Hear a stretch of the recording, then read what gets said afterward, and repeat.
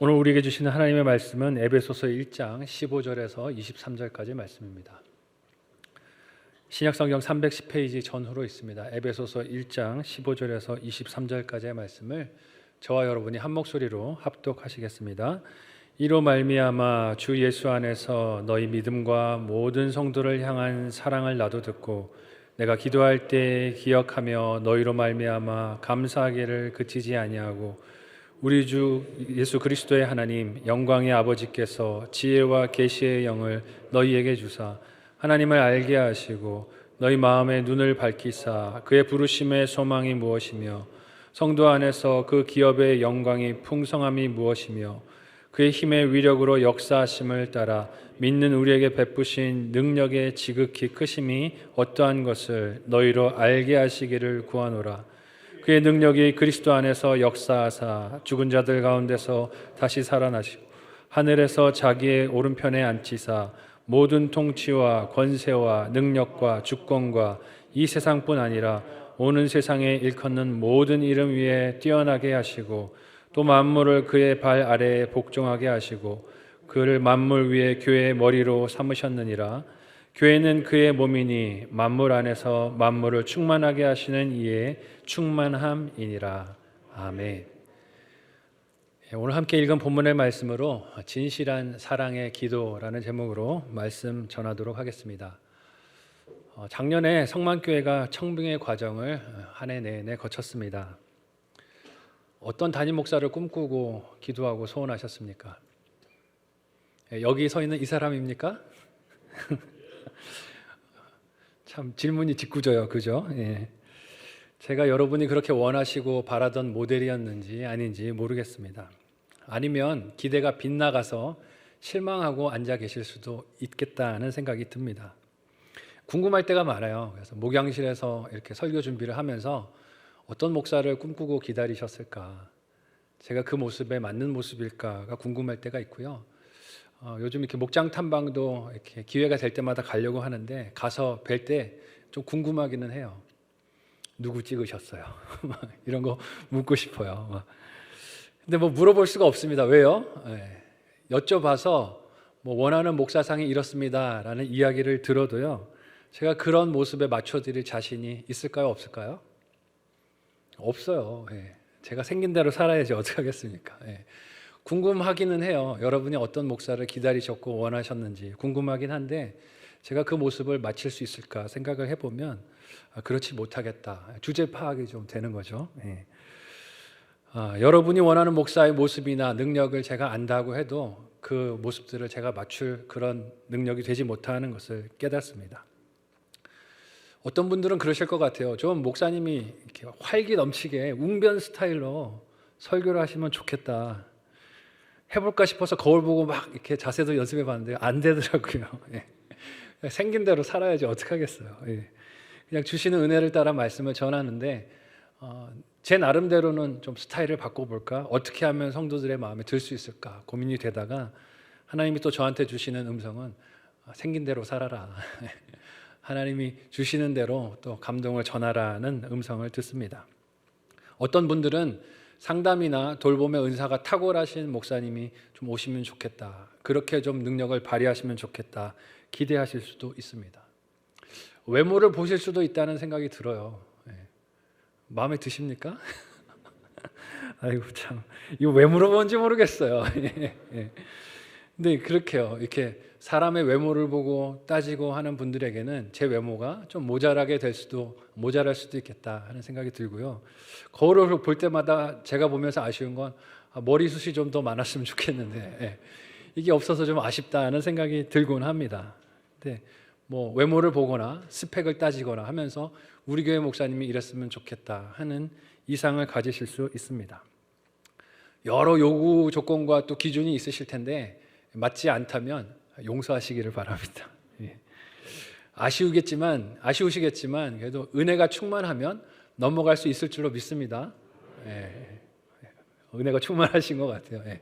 은혜가 넘치면 그 외모도 뛰어넘을 수 있고 또 설교의 어떤 전달 방법도 뛰어넘을 수가 있고 또 재미가 없는 것도 재미있게 들릴 줄로 믿습니다. 제가 간절하게 기도해요. 은혜가 충만하시라고. 예. 그래야 제가 좀 잘생겨 보이지 않겠어요? 예. 은혜가 충만하셔야 재미없는 얘기도 재밌게 들릴 테니까 은혜가 충만하시기를 기도합니다.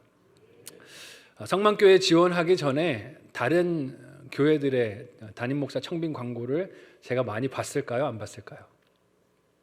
많이 봤겠죠. 예. 성만교회 지원하기 전에 다른 교회 광고들, 청빙 광고들도 유심히 살폈습니다. 예. 요구하는 조건들이 뭔가, 내라는 서류들이 뭔가 하는 것을 살펴봤는데요. 요즘 담임 목사님들을 청빙하는 교회들의 광고를 보면 이런 것들 내라고 합니다. 사실은 그걸 보면 어떤 목사를 원하고 있는가 하는 그 교회의 리더 사항이 좀 보이는데요. 이런 것들 내라 그래요. 졸업증명서, 성적증명서. 성만교회는 성적증명서는 내라고 안 그러셨어요. 근데 성적증명서 왜 내라고 그럴까요? 이 목사님이 뭘 보겠다는 걸까요?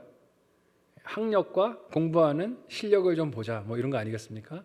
지적 능력이 있는 목사를 우리는 선호한다라는 게 학력증명서, 성적증명서로 요구되는 것 같아요. 어떤 교회들은 또 그렇습니다. 목회계획서, 앞으로 교회 목회를 어떻게 할 것인지 구체적으로 적어서 목회계획을 제출해라. 뭐 뜻은 이해가 가지만요, 지원하는 사람의 입장에서는 부담이 이만저만이 아닙니다. 왜냐하면 계획을 이리저리 작성을 해서 내도 그대로 될까요? 안 될까요? 되지 않는 것을 너무 오랫동안 경험을 했거든요. 계획을 세워보지만 그 걸음을 인도하시는 분은 여호와 하나님이신데 그래도 계획을 보겠다고 하시니 계획을 열심히 쓰는데 그 과정에서 교회가 보겠다는 것이 무엇입니까? 경영자질이 아닐까 하는 생각이 들어요. 우리 교회를 어떻게 경영할 건지 경영할 수 있는 자질에 대해서 좀 증명을 해보십시오. 이런 게 아닌가 하는 생각이 들어요. 필수적으로 요구하는 자료 중에 하나가 뭐냐면요, 설교 동영상. 설교 원고를 내라는 게 아니고 주로 설교 동영상을 많이 제출해 달라고 요구를 하더라고요. 왜 그럴까요? 이거 뭘 보겠다는 뜻일까요? 궁금하십니까? 이거를 제출하는 사람의 입장에서 생각해 보세요. 설교가 뭐 테이프도 아니고 그냥 음성도 아니고 원고도 아니고 동영상을 달라. 뭘 보겠다는 거예요? 설교자의 키와 외모를 보겠다는 거 아닐까? 뭐 이렇게 느껴지더라고요. 그래서 사실은 그 동영상을 제출하면서 얼마나 두렵고 떨렸는지 몰라요. 외모로 안 될 텐데, 머리 수술 안 될 텐데 어떻게 하지?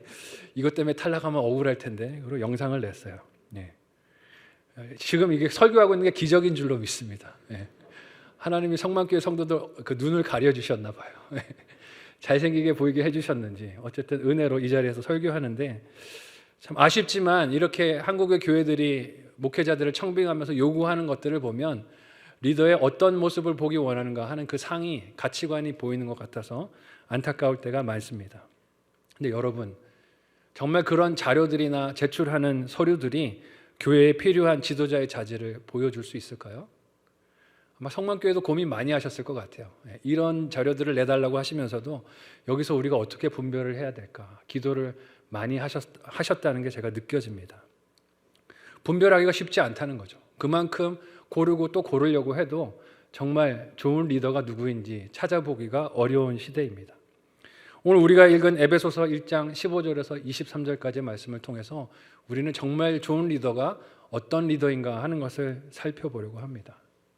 사실 이 말씀을 준비하면서 제가 회개가 많이 됐어요. 성만교회 하나님이 이렇게 보내주셨는데 좋은 리더가 되고 있지 못한 것 같아서 회개하는 마음으로 오늘 말씀을 잘 살피고 묵상하고 전하려고 합니다. 오늘 이 말씀을 통해서 저를 위해서 기도를 많이 해주시기를 바라요. 교회에 정말 필요한 일꾼으로 또 지도자로 사명 감당할 수 있도록 기도해 주시기를 바라고요. 저와 여러분이 또 그런 지도자를 길러낼 수 있는 그런 교회 공동체가 되기를 소망하고 축복합니다. 한 차례로 끝나야 될 일이 아니잖아요. 앞으로 계속해서 교회를 짊어지고 나가고 나라와 사회를 짊어지고 나갈 리더들을 배출해내야 하는데, 우리가 오늘 말씀을 살피면서 정말 사랑의 기도가 무엇인지, 사랑의 기도로 간구하는 지도자가 어떤 사람인지 살피고 그런 지도자가 되고 그런 지도자를 배출해내는 교회가 되기를 소망합니다.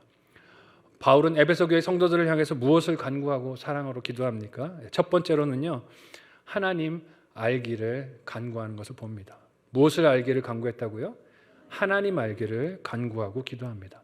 함께 오늘 본문 말씀의 15절에서 19절까지의 말씀을 읽겠습니다. 하이라이트 된 부분 주의해서 한 목소리로 같이 읽겠습니다. 시작. 이로 말미암아 주 예수 안에서 너희 믿음과 모든 성도를 향한 사랑을 나도 듣고 내가 기도할 때 기억하며 너희로 말미암아 감사하기를 그치지 아니하고 우리 주 예수 그리스도의 하나님 영광의 아버지께서 지혜와 계시의 영을 너희에게 주사 하나님을 알게 하시고 너희 마음의 눈을 밝히사 그의 부르심의 소망이 무엇이며 성도 안에서 그 기업의 영광의 풍성함이 무엇이며 그의 힘의 위력으로 역사하심을 따라 믿는 우리에게 베푸신 능력의 지극히 크심이 어떠한 것을 너희로 알게 하시기를 구하노라. 아멘. 바울이 간구하는 것은 에베소 교회 성도들이 하나님을 아는 것이라고 합니다.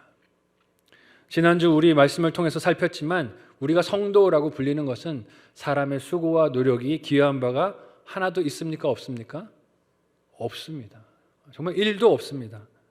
하나님께서 우리를 긍휼히 여겨주시고 그리스도 안에서 우리를 불러주셨기에 우리가 스스로를 성도라 부를 수 있게 되었고 우리 곁에 있는 지체들을 성도라 부를 수 있게 되었습니다. 바울은 15절에서 이 일로 에베소 교인들이 믿음을 가지고 서로를 향한 사랑을 가지고 있다는 소식을 들을 때 너무 감사하고 기쁘다라고 말하고 있습니다. 그들로 인해서 감사하기를 내가 지금 그치지 않는다라고 말합니다. 지난주에도 살폈지만 바울은 이 편지를 지금 어디서 기록하고 있습니까? 로마의 감옥에서 기록하고 있습니다.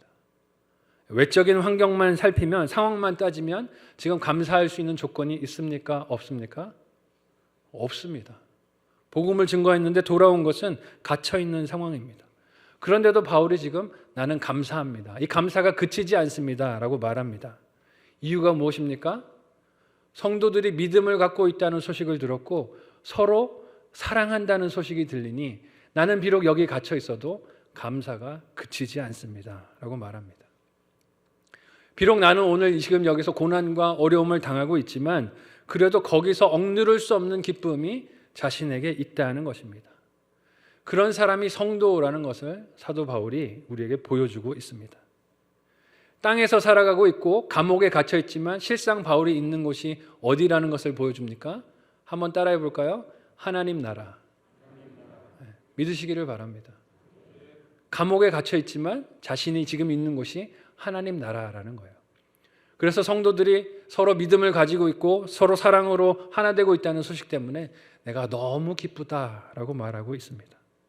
하늘에 속한 사람이 감사와 기쁨의 이유가 다르다는 것을 오늘 말씀을 통해서 우리가 알 수 있습니다. 그런 바울이 에베소 교회 성도들의 소식을 듣고 하나님께 간절히 기도하는 것이 있다고 합니다. 그것이 무엇입니까? 한번 따라해 볼까요? 하나님을 아는 것. 간절한 기도의 제목이 뭐라고요?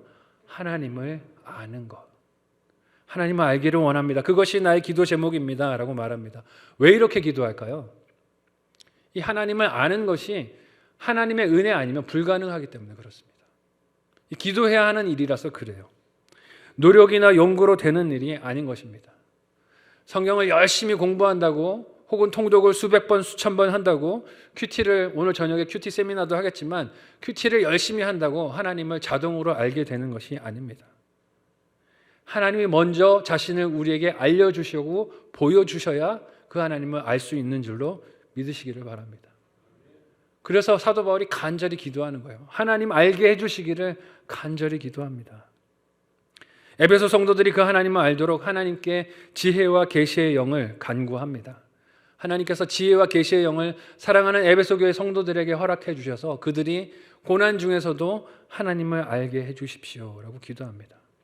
하나님께서 그렇게 사람의 마음을 열어주시지 않으면 아무리 같은 활자를 읽어도 하나님을 알 길이 없기 때문에 그렇습니다. 여러분, 그래서 우리가 성경을 펼쳐들고 읽기 전에 가장 먼저 무엇을 해야 합니까? 한번 따라해 볼까요? 기도. 기도해야 되는 이유가 무엇입니까? 기도를 해야 하나님이 우리 마음을 열어주시고 하나님 말씀을 읽고 공부해도 알 수 있는 은혜를 베푸시기 때문에 그렇습니다. 그렇게 하나님께서 지혜와 계시의 영을 주셔야 18절과 19절의 말씀처럼 사람들의 마음이 성도의 눈이 밝아져서 이 땅에서 내 처지와 외모와 현실만 보는 것이 아니라 그것을 넘어선 나의 성도된 실체를 볼 수 있기 때문에 그렇습니다. 바울이 간구하는 것처럼 나를 성도로 불러주신 그 부르심의 소망이 무엇인지 하나님이 눈을 열어주셔야 알 수가 있는 거예요. 그래야 이 땅을 살아가도 하늘나라를 살아갈 수 있는 것입니다. 성도 안에서 그 기업의 영광의 풍성함이 무엇인지를 깨달아 알고 누리는 것은 하나님이 그 눈을 열어주셔야 가능한 일이기 때문에 하나님께 그렇게 간구하고 기도하는 것입니다. 이런 바울의 감사와 기도 제목을 보면서요, 이번 주 설교 준비를 하면서 제가 참 회개를 많이 했습니다. 성만교회 담임 목사로 지원을 하고 세움을 받았지만 정작 이 사실에 안주하면서 제가 해야 할 역할을 못하고 있었던 것은 아닌지 회개가 되었습니다. 진정한 목회자로서 교회 성도들이 하나님 알기를 간구하고 기도하고 있는지를 생각해 봤을 때 참 부끄럽고 회개가 되었습니다. 여러분 내면에 믿음에 대한 관심이 있기보다 그저 한 주 예배를 드리면서 이 자리를 얼마나 많은 성도들이 채우고 있는가 숫자에 제가 순간순간 연연하고 있었습니다. 매주 출석 통계와 헌금 통계를 저에게 보고를 해주셔서 보고를 봤는데 그냥 그 숫자를 보면서 교회가 좀 안정이 되어 가나라고 착각을 했던 것 같습니다. 숫자가 능사가 아니라는 거죠. 헌금이 능사가 아니고 실제는 무엇이 문제입니까? 우리의 마음 안에 믿음이 자라가고 하나님을 아는 지식이 자라가는 것이 중요하다는 사실입니다. 그걸 잊어버리고 있었어요. 그걸 방심하고 놓치고 있었습니다. 참된 성도의 사랑과 기도는 서로를 바라볼 때 그저 출석하고 얼굴을 확인하는 것 이상이 되어야 하는 줄로 믿으시기를 바랍니다. 서로를 위해서 정말 진정한 사랑의 기도와 간구가 있어야 합니다. 또 제가 오늘 말씀을 보면서 스스로에게 느끼는 안타까움과 아쉬움은요, 오늘 바울의 기도를 통해 볼 때 저의 목회적인 기도도 너무 얕았구나 하는 것을 깨닫기 때문입니다. 담임 목사로 부임하니까 기도 제목을 저한테 많이들 주세요. 건강에 문제가 있습니다, 목사님. 경제적으로 우리 집이 너무 어렵습니다. 자녀의 교육 문제 때문에, 학교 배치 때문에, 혹은 입시 때문에 이런 어려움들이 있습니다. 라고 기도 제목들을 주세요. 다 시급하고 안타까운 기도 제목들이라서 저도 열심히 기도는 합니다. 그런데요, 돌아보면 그 기도만 했던 것 같아요. 하나님 문제 해결해 주세요. 건강 문제 허락해 주세요. 금전적인 문제를 좀 풀어주세요. 그렇게 기도만 했지 오늘 사도 바울의 기도를 볼 때 그것을 통해서 하나님을 알게 해주세요 라는 기도까지 제가 나아가지 못했습니다. 이 시간을 들어서 회개하고 용서를 구합니다. 그리고 제가 그렇게 본질적인 기도를 할 수 있도록 저를 위해서 기도해 주시기를 바라요. 여러분이 겪고 있는 고난과 어려움의 문제들이 있지만 그 문제들만 해결되게 해달라고 기도하는 목사가 아니라 그 문제 때문에 더욱 깊이 하나님을 알게 해주시기를 기도하는 본질적인 기도를 할 수 있는 리더가 될 수 있도록 기도를 부탁드립니다. 성만교회가 그런 성도의 능력을 회복할 수 있기를 예수님의 이름으로 축원합니다. 참 제가 부족함을 오늘 말씀 앞에서 많이 느낍니다. 어떤 상황과 형편 앞에서도 성도들이 그 상황에서 하나님을 알기를, 하나님을 만나기를, 그 가운데서 하나님의 사랑을 경험할 수 있기를 기도해야 하는데 그저 저도 마음이 급급해서 바빠서 그냥 그 문제들만 빨리 해결해 달라고 기도를 했었습니다. 이런 제 모습에서 제 영적인 깊이가 너무 얕다는 것을 깨닫고 회개하게 됩니다. 오늘부터 저의 기도도 여러분들의 기도도 바뀔 수 있기를 소망합니다. 우리가 어떤 상황과 문제와 고난을 만나도 거기서 하나님을 알게 하시는 은혜가 함께 하시기를 예수님의 이름으로 축원합니다. 그게 진짜 복이에요. 무슨 문제를 만났을 때 그 문제가 빨리 해결되는 게 복이 아니라 거기서 하나님이 그럼에도 나를 사랑하시는구나. 그럼에도 나를 놓지 않고 계시는구나. 그럼에도 나를 붙들고 계시는구나. 내 곁에 늘 계시는 하나님을 깨달아 알 수 있는 것이 진정한 복인 줄로 믿습니다. 그 길로 우리를 인도해 주시기를 소망하고 기도합니다. 수술을 앞두시고 항암을 앞두시고 또 여러 가지 치료의 여정을 앞두고 계신 우리 성도들에게 그런 치료와 회복도 하나님이 은혜로 주셔야 되겠지만 하나님을 아는 지식으로 그 마음이 충만케 하시기를 소망하고 기도합니다. 그러면 우리가 일상을 걸어가면서 만나는 그 많은 사건들과 두려움을 줄 수 있을 것 같은 일들은 더 이상 두려움의 대상이 되지 않을 줄로 믿습니다. 이스라엘 백성이 지나갔던 홍해와 같지 않을까요? 이스라엘 백성들이 지나갔던 요단강과 같지 않을까요? 문제지만 그 일을 건너서 하나님을 경험하고 하나님을 만나는 축복의 통로가 될 줄로 믿습니다. 첫 번째 적용 질문을 드리겠습니다. 한번 묵상하고 가정에서 또 목장에서 적용하고 나눠보시기를 바랍니다. 첫 번째는요, 내가 원하는 리더의 능력과 조건이 무엇입니까? 한번 곰곰이 잘 돌아보시기를 바라요. 내가 원하는 리더의 능력과 조건이 무엇입니까? 그렇게 원하는 이유가 무엇입니까? 이걸 생각해 보면 뭐가 드러납니까? 내 마음 안에 욕심이 드러나요. 그걸 잘 생각해 보시고 또 꺼내낼 수 있는 말씀이 되기를 바라고요. 두 번째, 간절한 기도의 제목이 하나님을 아는 것입니까? 아니면 문제 해결입니까? 간절한 기도의 제목이 하나님을 아는 것입니까? 문제 해결입니까? 내가 받은 능력의 크심을 어떻게 삶에서 나타낼 수 있을까요? 내가 받은 능력의 크심을 어떻게 삶에서 나타낼 수 있을까요? 생각하고 또 적용해 보시기를 바랍니다. 마지막 두 번째로 하나님을 아는 능력이 있기를 사도 바울이 에베소 교회 성도들을 위해서 간절히 사랑으로 간구합니다. 어떤 능력이요? 하나님을 아는 능력. 하나님을 알기를 원하고 하나님을 알았다면 그 능력이 그들의 삶에 있기를 간구합니다. 지혜와 계시의 영으로 하나님을 아는 것이 왜 중요할까요? 이 이후의 삶을 살아내기 위해서 중요한 것입니다. 여러분이 안다라는 말은 그저 하나님에 대한 지식이나 정보를 쌓아놓는 것을 의미하지 않습니다. 성경을 읽었더니 하나님이 이런 분이더라, 저런 분이더라, 하나님이 이런 일을 하셨더라, 저런 일을 하셨더라. 정보로서 하나님을 아는 것이 진짜 아는 것이 아닙니다. 진짜 하나님을 아는 것은 어떤 것입니까? 나와 하나님을 관계 가운데서 아는 거예요. 그 하나님, 홍해를 가르셨던 그 하나님이 내 삶에 이런 문제들도 갈라주셨다. 그 하나님을 아는 것이 진짜 아는 것이고 진짜 지식이고 그것이 진짜 믿음대로 사는 능력입니다. 20절에서 23절까지의 말씀에서 바울은 에베소 교인들이 하나님을 알게 된 것이 그 삶의 능력이 되시는 의미를 풀어서 설명을 합니다. 우리 같이 한번 읽어보겠습니다. 20절에서 23절 같이 읽겠습니다. 시작. 그의 능력이 그리스도 안에서 역사하사 죽은 자들 가운데서 다시 살리시고 하늘에서 자기의 오른편에 앉히사 모든 통치와 권세와 능력과 주권과 이 세상뿐 아니라 오는 세상에 일컫는 모든 이름 위에 뛰어나게 하시고 또 만물을 그의 발 아래 복종하게 하시고 그를 만물 위에 교회의 머리로 삼으셨느니라. 교회는 그의 몸이니 만물 안에서 만물을 충만하게 하시는 이의 충만함이니라. 아멘. 우리는 하나님의 능력 혹은 주권을 말할 때 이 능력과 주권이란 말을 사람의 생각 혹은 고정관념, 가치관에 한정해 두는 경향이 있습니다. 예를 들면 이런 예를 드릴 수 있을 것 같아요. 예수님께서 십자가에 못 박혀 죽음을 당하실 때 그 앞에서 조롱하는 사람들이 예수님께 하나님의 능력을 이렇게 보이라고 했습니다. 어떻게 보이라고 했습니까? 십자가에서 어떻게 하라고요? 내려오라. 십자가에서 내려오면 네가 하나님의 아들인 줄 믿겠다. 그러면 그것이 하나님의 능력인 줄 믿겠다라고 이야기했습니다. 사람들은 하나님의 능력이 십자가에서 내려오는 것을 보이는 것이 그 능력이라고 생각했었습니다. 근데 거기서 내려오면 어떻게 됩니까? 저와 여러분의 구원은 끝장나는 거예요. 없는 거예요. 예수님께서 거기서 달리셔서 묵묵히 죽임을 당하셨습니다. 인간의 상상력으로 생각하는 하나님의 능력은 거기서 내려오고 인생에게 짠 하는 힘을 보여주고 자기 힘으로 세상을 통치하고 억압하고 다스리는 그것이 하나님의 능력이라고 생각했겠지만 그것은 사람의 교만이고 이기적인 상상입니다.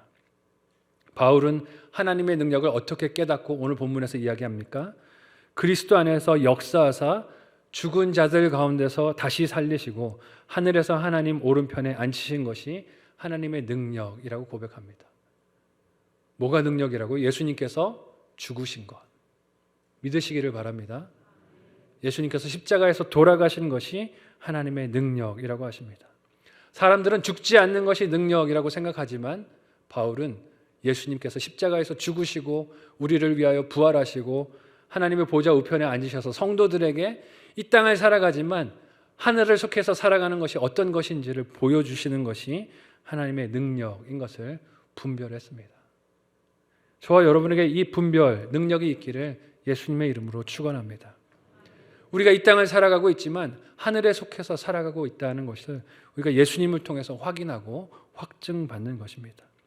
그래서 바울은 이 예수님의 이름이 온 역사 속에서 과거도 현재도 미래에도 가장 뛰어나게 하신 이름이라고 고백하고 선언합니다. 이런 예수님 안에서 하나님의 뜻을 알고 성도들을 향하신 하나님과 그 마음과 기대를 아는 것이 중요하다는 것입니다. 이 땅을 걸어가면서 우리가 얼마나 많은 혼란과 두려움과 고난의 시간들을 지나가는지 모릅니다. 많은 모순과 갈등들을, 두려움들을 마주합니다.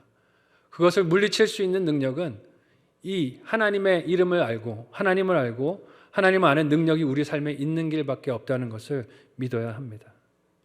복음을 전하다가 감옥에 바울이 갇혔습니다. 그런데 그 바울이 이 복음의 능력을 보여주는 편지 자체가 되고 있는 것을 오늘 말씀에서 보게 됩니다. 바울이 전도하는 일에 충성했잖아요. 우리의 인간적인 가치관으로 생각하면 이렇게 하나님을 위해서 충성하고 복음을 전했는데 세상에서 좀 평강을 누려야 할 것 같지 않습니까? 하나님을 위해서 애써서 전도하고 사랑을 전했는데 복음을 전하기 더 좋은 환경을 하나님이 허락해 주셔야 할 것 같습니다. 좀 헌금도 많이 거치고 교인들도 많아지고 그래서 그 힘과 능력을 가지고 복음을 더 전하는 것이 하나님의 능력인 것 같지만 바울의 처지는 어떻습니까? 정반대입니다. 감옥에 갇혔습니다. 전한 것은 복음인데 돌아온 것은 무엇입니까? 고난입니다. 감옥에 감금당하고 매를 맞고 살해 위협을 받고 복음을 전한 교회는 든든하게 서간다는 소식이 아니라 이단 때문에 몸살을 앓고 있다는 소식을 날마다 듣습니다. 얼마나 마음이 괴롭고 힘들었을까요? 예수님께 순종해서 복음을 전했지만 그가 사는 삶의 모습은 현실은 너무나 그가 전한 복음의 모습과 모순이 되는 것 같습니다. 두려움을 주는 사건들, 어지러움의 연속들이 날마다 밀려드는 것 같았습니다. 하지만 바울은 오늘 말씀을 통해서 이 모순되고 깨어진 것 같은 현실들을 예수님의 주인 되심을 믿고 살아내는 것이 믿음이라고 증언합니다. 저와 여러분의 사명도 마찬가지인 줄로 믿으시기를 바랍니다. 이 모순을 떨쳐내고 밀어내고 이 일은 사실이 아니야 라고 떨쳐내는 것이 아니라 이 가운데서도 주인은 예수님이십니다.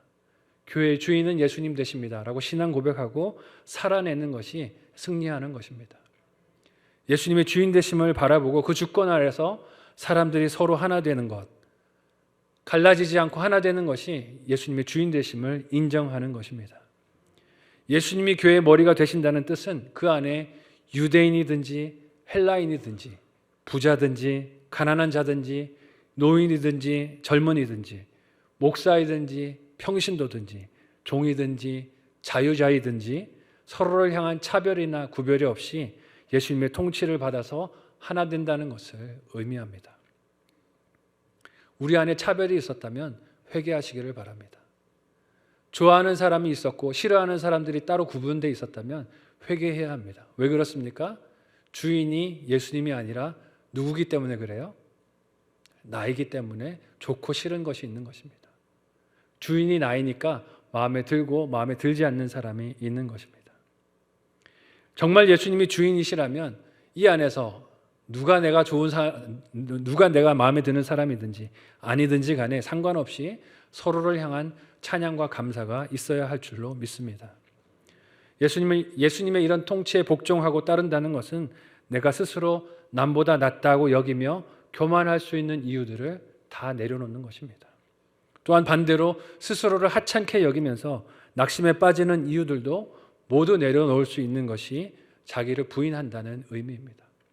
내가 어떤 이유 때문에 교만했거나 혹은 어떤 이유 때문에 낙심하고 절망했다면 그 모두가 다 회개할 일이라는 것을 잊지 않았으면 좋겠습니다. 이 둘 다가 다 사실은 교만 때문에 일어나는 일들입니다.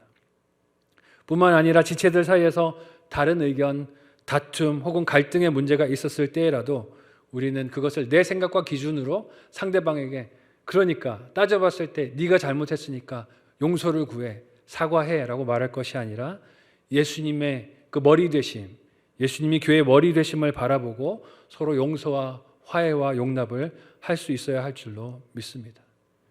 철저한 자기 부인인 거예요. 자기 부인이 없으면 할 수 없는 일인 것입니다. 하나님을 아는 능력은 이렇게 내가 원하는 것이 성취되거나 기도하던 문제가 해결되거나 있던 갈등이 없어지는 것으로 나타나는 것이 아닙니다. 근데 저도 사실 돌아보면 하나님의 능력이 그렇게 나타나야 하는 줄로 착각할 때가 많았어요. 특별히 제 삶의 가정 안에서 있는 그 난임의 고통이 오래되었을 때 하나님의 능력이 좀 그렇게 나타나기를 소망하고 기도했습니다. 하나님, 목회자 가정인데 오랫도록 이렇게 기도했는데 하나님 좀 육적인 자녀 주셔서 이제는 교인들에게 좀 부끄럽지 않게 기도 응답 좀 해주세요. 그게 하나님 능력 아니겠어요? 목사가 이렇게 기도해도 하나님 안 들어주시면 설교할 때 어떻게 기도하라 그러겠어요? 하나님 좀 들어주셔야죠. 그래야 저도 설교할 좀 거리가 있죠. 하나님을 이용하려는 거죠. 설교 거리를 만들려고 기도 제목으로 그것을 기도하면서 하나님 좀 응답을 달라고 구했습니다. 하나님께서 이 난임의 문제를 짠 하고 해결해 주시기를 기도했어요. 1년이 되고 5년이 되고 10년이 되고 20년이 돼도 해결을 안 해주시는 거예요. 그러니까 넉넉히 그 고난을 이기는 모습을 보여주는 것이 그런 삶을 살지 못하고요. 능력을 보여주지 못하고 그저 문제 해결만을 전전긍긍하는 그런 모습을 살았습니다. 근데 고난의 시간이 길어지고 강도가 깊어지고 그것 때문에 하나님의 말씀을 더욱 깊이 그 뜻을 알게 해주시는 은혜를 깨닫게 되니까요. 그 기도가 제 교만인 것을 깨닫게 됐어요. 제가 하나님께 뭘 정해놨어요? 응답하실 방법을 정해놨어요. 하나님 이대로 응답해 주셔야 하나님 응답해 주시는 거예요. 제 뜻대로 반드시 응답해 주세요. 그렇지 않으면 다른 모든 응답은 응답이 아니에요 라고 기도를 했던 것입니다. 근데 말씀을 보니까 그게 깨달아지는 거예요. 너무너무 그걸 직면하는 게 괴롭고 힘든데 말씀을 보면 그 교만이 깨달아집니다. 육적인 자녀를 낳으려는 그 고집, 열망, 그 소망에서 풀려나지 못하는 감옥에 갇혀있는 제 모습이 깨달아집니다. 그리고 하나님께서 저에게 깨우쳐 주시는 사명은 뭐냐면요, 영적 자녀를 낳는 게 진짜 자녀를 낳는 거야. 육적으로 혈통의 자녀를 갖는 게 네 사명 감당하는 게 아니라 하나님이 기뻐하시는 영적 자녀를 낳는 것이 진짜 하나님 기뻐하시는 사명을 감당하는 거야 하는 깨달음을 주십니다.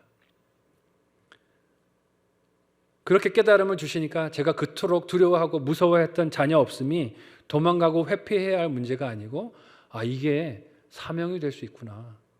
하나님의 능력을 보이라는 사명이 될 수 있구나 하는 것을 깨닫게 되었습니다.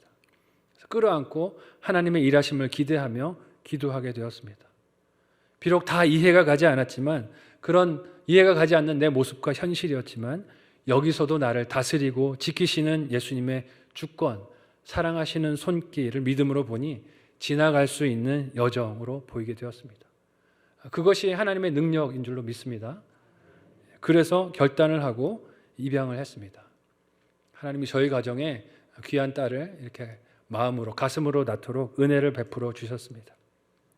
오고 나서 보니까 육적 자녀만 고집했던 것이 얼마나 큰 교만이었는가 하는 것을 다시금 깨닫습니다. 저희 짧은 소견이었고 하나님께서 귀한 생명을 가정해 주시는 것은 그것이 얼마나 귀한 선물이고 은혜인가 하는 것을 깨닫습니다. 너무 기쁘고 즐겁습니다. 지난주에 영상도 보셨죠? 이렇게 성경 말씀 암송하고 하는 모습 볼 때면 이 일을 더 빨리 할 걸 이런 마음도 들어요. 너무 늦게 깨달아서 참 아쉽다 하는 마음이 들곤 합니다. 근데 좋기만 할까요?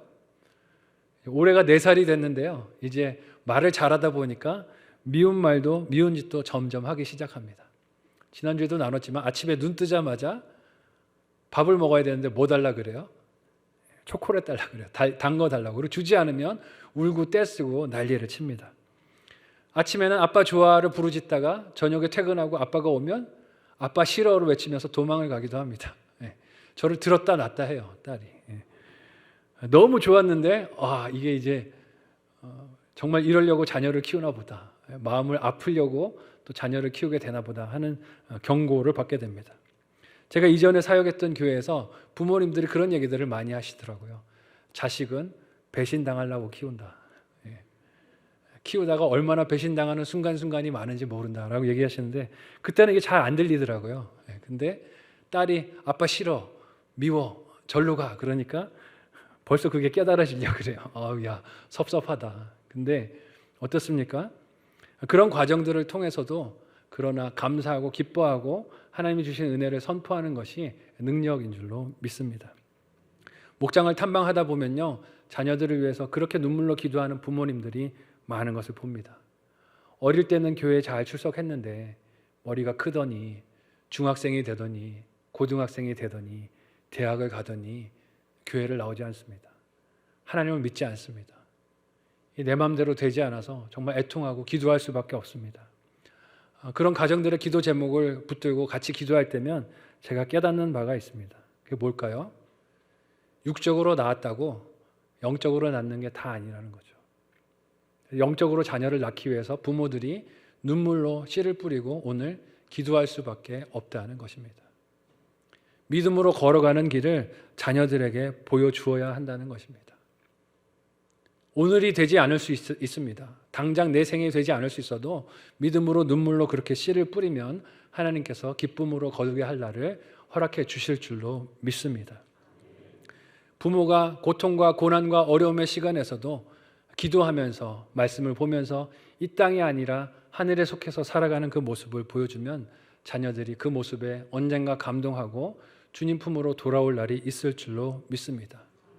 지금 우리 어린 자녀들을 양육하고 계신 부모님들이 계시다면 그런 기도하는 마음으로 자녀들을 양육할 수 있기를 바랍니다.